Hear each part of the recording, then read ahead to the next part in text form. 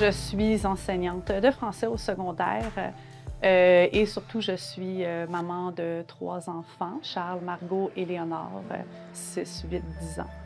Donc, c'est la première fois que je viens à BANQ avec les enfants. Quand on rentre, c'est un lieu très impressionnant. C'est vaste, c'est grand. Les livres partout, ça les impressionne.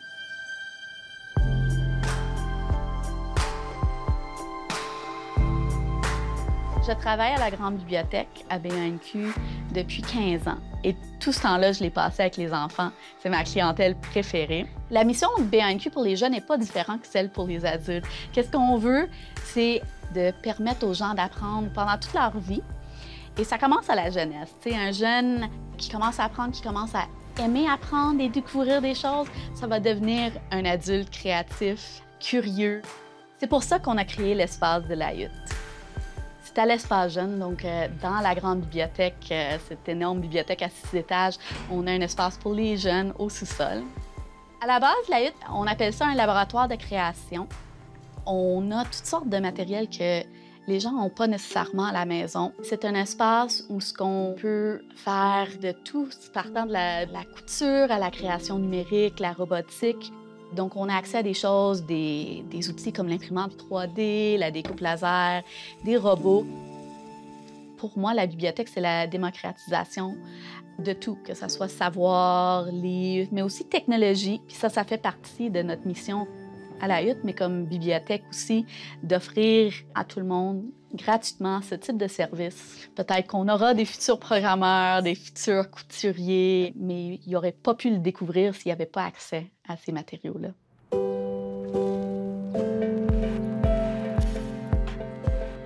J'ai 18 ans et je suis étudiant en arts visuels au Cégep de Saint-Laurent, qui adore tester puis explorer tous les médiums créatifs. Donc, ça fait 6 ans, quand même, que je viens au Square. C'est quand même fascinant de réfléchir à ça en ce moment. Puis ça a été un peu l'ouverture pour moi à la création manuelle puis à la création numérique. Allô? Ça va bien? Ça va bien, toi? Ouais, bon matin. Bon matin. Ben pour moi, ça a été tous les outils que j'avais besoin pour laisser ma créativité se libérer. Puis la brodeuse, es-tu réservée aujourd'hui? La brodeuse n'est pas réservée aujourd'hui. Super. Tu peux y avoir accès. Yeah! Je suis coordonnateur au Square. Je suis ici depuis à peu près 6 ans. Le Square, dans le fond, c'est le laboratoire de fabrication puis de création numérique de la Grande Bibliothèque. Ben, je prendrais le blanc. Tu prendrais le blanc. Puis j'en ai un autre. Blanc, noir. Ouais, le reste, on les enlève? Le reste, on peut les enlever. OK, parfait. Qu'est-ce qu'on fait ici? On donne accès à un écosystème technologique aux citoyens, puis on l'aide, dans le fond, à pouvoir l'opérer puis à créer avec lui. Tiens, tu peux y aller. Super, merci. La mission du Square, c'est de faire passer de l'idée à l'objet le citoyen, de réactiver cette capacité-là que tout le monde a, de sortir les idées qu'on a dans notre tête puis de les concrétiser.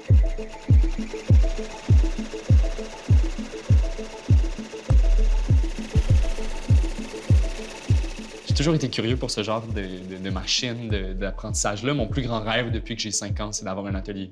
Donc, de voir ça ici, ça a été un peu l'extase dès mes premières fois. Mais ça a été ici comme la source de curiosité. Ça me tente de représenter une forme en trois dimensions. Ça me tente d'essayer de l'imprimer avec un filament plastique thermoformable. Ça me tente d'aller faire une découpe vinyle pour transmettre sur un vêtement. Puis là, c'est de savoir comment ma créativité, elle va plus loin. C'est quoi la suite de ces étapes-là?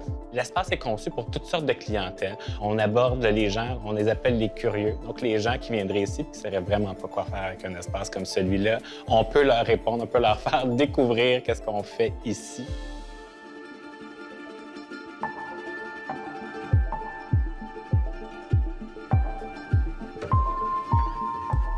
Salut, ça va?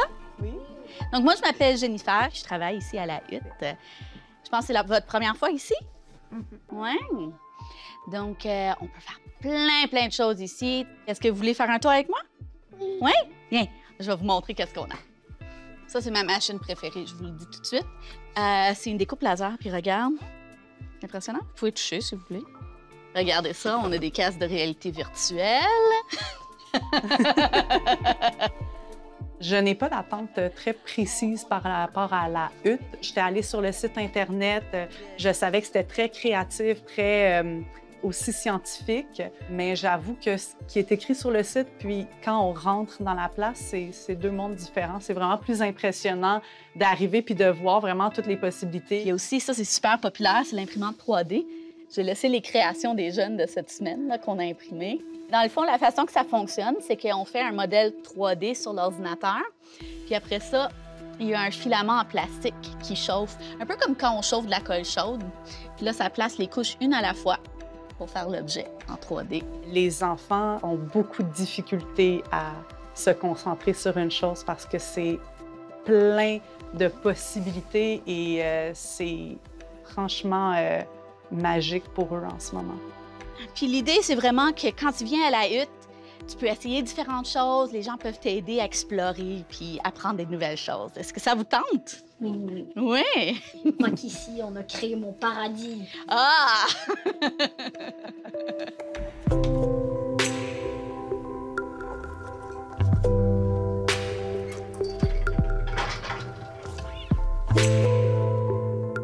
Le Square est un Fab Lab. Un Fab Lab, c'est un laboratoire de fabrication numérique qui est homologué par le Massachusetts Institute of Technology. C'est un concept qui nous vient de Boston. On est rendu à peu près 3000 laboratoires au travers le monde. Donc, cette machine-là, c'est notre microfraiseuse numérique. C'est une machine avec laquelle on fait de l'électronique. C'est aussi cette machine-là qui nous permet d'accéder au moulage-coulage, à la répétition des objets. On a aussi des imprimantes 3D. C'est souvent la porte d'entrée des gens au Square. Et puis quand les gens les voient derrière la vitre, tout de suite, ils vont être curieux. C'est souvent leur prétexte pour rentrer au Square et puis venir nous poser des questions. On a ici une machine pour faire du transfert à chaud. Donc ça, c'est une des créations qui a été faite au Square. On a aussi une brodeuse numérique. Donc, au Square, on peut faire des vêtements, on peut aussi réparer des vêtements. Pour nous, c'est vraiment important d'aborder le textile puis le vêtement parce que c'est quand même une industrie qui a une empreinte écologique assez forte.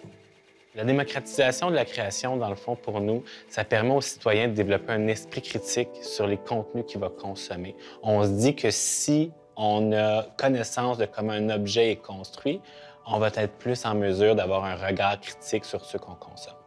Tu sais, on m'avait dit que vous aimiez les robots, donc j'ai pensé qu'on pourrait peut-être faire un petit projet avec Dash. J'ai pensé que peut-être qu'ensemble, on pourrait faire un petit labyrinthe puis essayer de le programmer pour passer à travers. Qu'est-ce que vous pensez de ça? C'est bon. Donc, on a différentes choses. J'aime beaucoup accueillir des jeunes comme Charles parce que c'est toujours le fun. Il est super enthousiaste. Il y a tellement de possibilités en termes de créativité pour laisser libre cours à toutes ces idées qu'il a et qui, présentement, sont un peu limitées par le matériel qu'on a à la maison. OK. Je pense qu'on a juste besoin d'un dernier petit bout, puis on va être bon. La particularité de mes enfants, c'est qu'ils ont tous, en fait, des défis particuliers. Éléonore n'a encore aucun diagnostic, mais très clairement, on a plusieurs défis au niveau hypersensoriel avec elle. Charles, plus spécifiquement, vient d'obtenir, il y a quelque temps, un diagnostic de TDAH. Margot a un trouble de la modulation sensorielle, donc elle va porter ses coquilles souvent. Donc ça l'aide vraiment à se recentrer. Mais je sais que ça va bien pour Margot parce qu'elle a refusé de porter ses coquilles. Quand on est rentré, elle a dit « Non, c'est correct, j'en ai plus besoin ». Alors que si elle porte ses coquilles, c'est parce qu'elle ne se sent pas bien. Donc là, clairement, elle se sent bien. Là. OK, donc là, on a notre labyrinthe. Donc, on va voir comment est-ce qu'on peut contrôler nos robots. Donc, ils utilisent l'iPad. Il y a deux façons qu'on peut l'utiliser. Il y a l'application Wonder ici, puis on pourrait se connecter puis juste le contrôler comme une auto téléguidée. Mais vous allez voir, c'est un peu difficile pour notre labyrinthe. Dans la hutte, c'est pas comme si leurs difficultés disparaissent, mais ils sont capables de les mettre à profit, de s'ajuster, de trouver leurs moyens, de gérer leurs émotions, de travailler quand même dans les règles, dans la coopération avec les autres. Donc, je peux avancer, mais vous voyez, c'est difficile d'aller en ligne droite. Lâchez. Est-ce que vous voulez essayer? Voir si vous êtes mieux que moi? Ouais. Ah, t'es pas pire, mais regarde, on a dépassé. Et peut-être qu'on pourrait même mettre un obstacle à la fin qu'il faut qu'il renverse. J'ai des quilles, j'ai des Legos. De gros plus. Donc, est-ce qu'on veut essayer de faire notre parcours de labyrinthe? Va y arriver, Dash. Tu vas y arriver. Les jeunes, quand ils arrivent, ils savent pas encore où est-ce qu'ils veulent aller, qu'est-ce qu'ils aiment faire.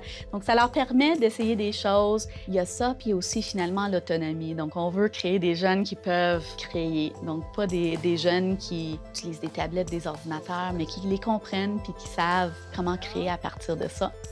Let's go, Dash. Let's go, Dash. On l'a eu! Bravo! Bravo, Dash. Et on espère aussi des jeunes qui seront prêts à faire des projets au square en haut quand ils seront plus vieux. Ben là, ouais, c'est ça. Faudrait que je reprogramme ma puce NFC. Je pourrais aussi la recoudre aussi parce que j'aime pas le fait qu'elle brise mon bouton ici. Ouais, une fois que j'aurai refait ça, je pense être correct. Émile, c'est un de nos usagers stars. C'est quelqu'un qu'on voit souvent.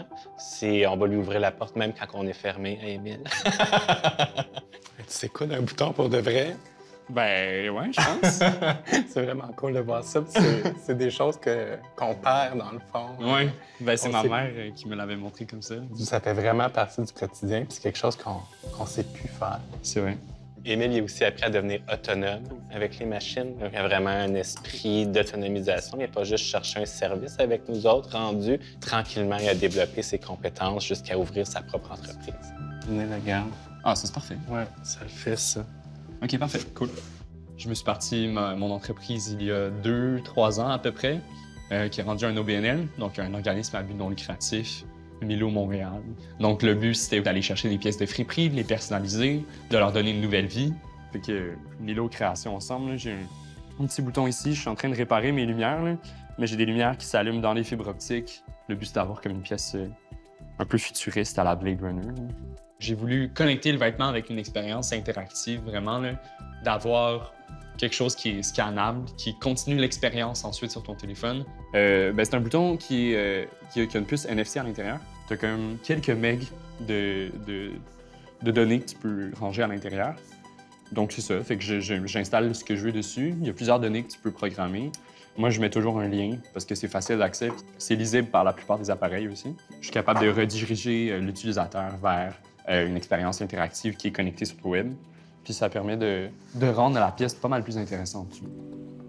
Dans ce cas-ci, c'est une pièce de l'armée canadienne qui date des années 70, je pense. Là. Tu peux le scanner, puis ça te permet de voir l'histoire de la première personne qui a porté ce manteau-là. Oui.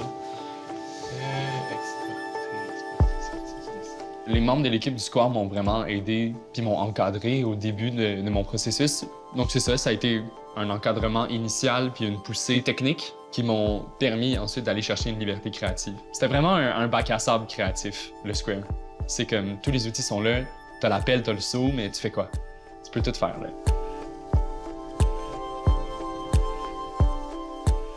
Les jeunes, c'est parmi les publics qui fréquentent les bibliothèques le plus. Souvent, on les perd un peu après ça, donc c'est important d'aller chercher leur intérêt, nourrir leur créativité, et ça commence ici, dans notre petit sol.